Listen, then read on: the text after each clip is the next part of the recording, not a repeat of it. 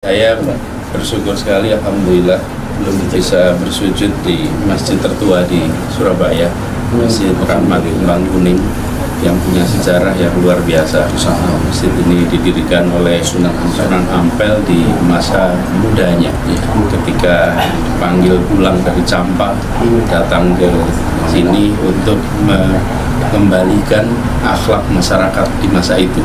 Namanya Raden Rahmat dan itu ya kemudian dalam perjalanan hidupnya kita kenal menjadi salah satu sunan yang paling berpengaruh. Mudah-mudahan ini membawa keberkahan. Amin, amin, amin, amin. Tujuan kami cuma satu, hanya itu saja, untuk bisa sujud di sini, dan mudah-mudahan amanat yang diembankan ini bisa dipanggul dengan baik, bisa istiqomah dan memberikan manfaat bagi semua. Ganggu Anies Rashid Baswedan untuk silaturahmi ke daerah-daerah itu juga operasi intelijen, ya, memanfaatkan mungkin orang-orang daerah diprovokasi untuk bikin spanduk atau untuk demo dan segala macam.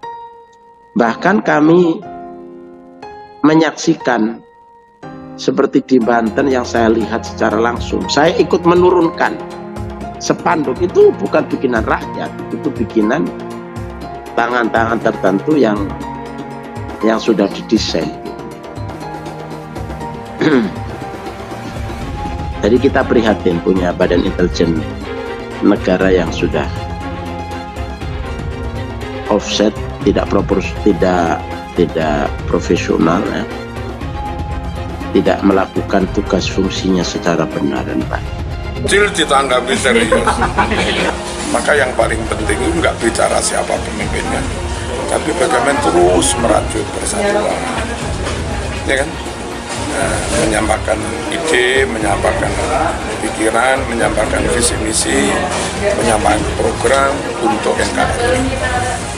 Anies Baswedan silaturahmi ke sejumlah titik simpul di Jatim. Dikutip dari berita jatim.com Surabaya, Anies Rashid Baswedan bakal capres dari Koalisi Perubahan untuk Persatuan yang diusung Partai Nasdem, PKS, dan Partai Demokrat melakukan silaturahmi ke beberapa titik simpul di Jatim. Kami dari komunitas relawan Anies di Jatim juga mendengar seperti itu, kata Ketua DPW Jaringan Relawan Nasional Jarnas Anies Baswedan Jawa Timur, Dimam Abror Juraid di Surabaya, Rabu 5 April 2023. Kendati tak dilibatkan secara langsung dalam melakukan silaturahmi ke sejumlah titik simpul di Jatim, Abror mengatakan yang dilakukan Anies dan lingkaran dekatnya adalah hal lumrah dalam mempersiapkan diri menghadapi hajatan politik besar. Makin banyak simpul yang disentuh, insya Allah makin baik hasilnya, doakan, tambahnya. Dengan pendekatan komunikasi politik bersifat mikro yang dilakukan Anies seperti itu, misalnya berkunjung ke Kabupaten Tuban, Jawa Timur, yang diisi dengan ziarah ke makam Sunan Bonang dan silaturahmi ke pemangku Pondok Langitan di Kecamatan Widang, Tuban.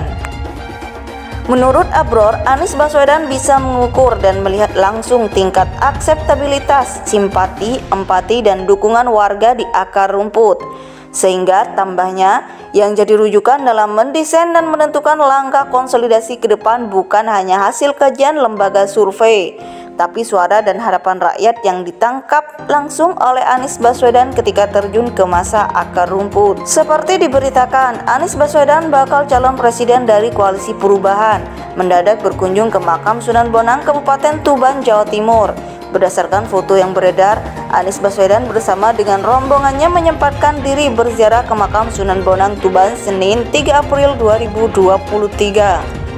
Saat dikonfirmasi Sekretaris Pengurus Yayasan Mabarot Sunan Bonang Tuban, Hidayatur Rahman MHI, membenarkan kedatangan Anies Baswedan di makam Sunan Bonang Tuban. Betul, kemarin beliau bersama timnya, kalau tidak salah 2 mobil mendatangi makam Sunan Bonang untuk berziarah.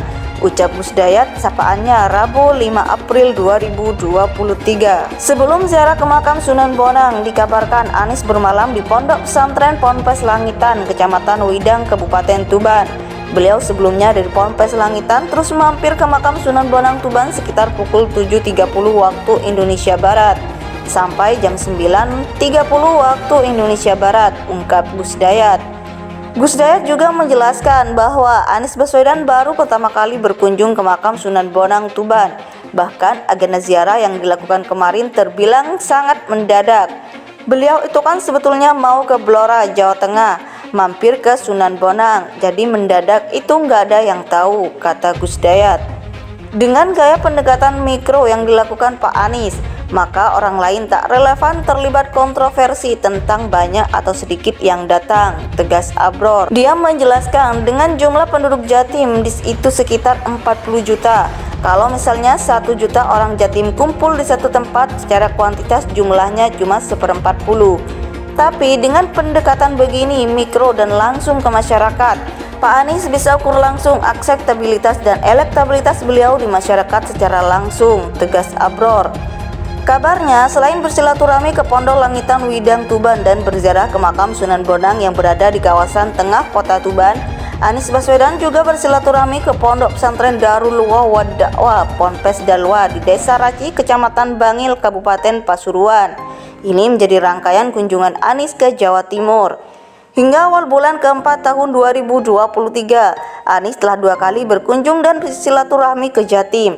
Yang pertama pada minggu ketiga bulan Maret 2023, yang mana Anies Baswedan menggelar sejumlah pertemuan dan silaturahmi terbuka di Surabaya, Bangkalan, dan Sampang, Madura. Sebelum ziarah ke makam Sunan Bonang, dikabarkan Anies bermalam di Pondok Pesantren Ponpes Langitan, Kecamatan Widang, Kabupaten Tuban. Beliau sebelumnya dari Ponpes Langitan terus mampir ke makam Sunan Bonang Tuban sekitar pukul 7.30 waktu Indonesia Barat sampai jam 9.30 waktu Indonesia Barat, ungkap Gus Dayat. Gus Dayat juga menjelaskan bahwa Anies Baswedan baru pertama kali berkunjung ke makam Sunan Bonang Tuban. Bahkan agenda ziarah yang dilakukan kemarin terbilang sangat mendadak. Beliau itu kan sebetulnya mau ke Blora, Jawa Tengah, mampir ke Sunan Bonang, jadi mendadak itu nggak ada yang tahu, kata Gus Dayat. Dengan gaya pendekatan mikro yang dilakukan Pak Anies, maka orang lain tak relevan terlibat kontroversi tentang banyak atau sedikit yang datang, tegas Abror. Dengan pendekatan komunikasi politik bersifat mikro yang dilakukan Anies seperti itu, misalnya berkunjung ke Kabupaten Tuban, Jawa Timur yang diisi dengan ziarah ke makam Sunan Bonang dan silaturahmi ke pemangku Pondok Langitan di Kecamatan Widang Tuban. Menurut Abror, Anies Baswedan bisa mengukur dan melihat langsung tingkat akseptabilitas, simpati, empati, dan dukungan warga di akar rumput. Sehingga tambahnya, yang jadi rujukan dalam mendesain dan menentukan langkah konsolidasi ke depan bukan hanya hasil kajian lembaga survei, tapi suara dan harapan rakyat yang ditangkap langsung oleh Anies Baswedan ketika terjun ke masa akar rumput.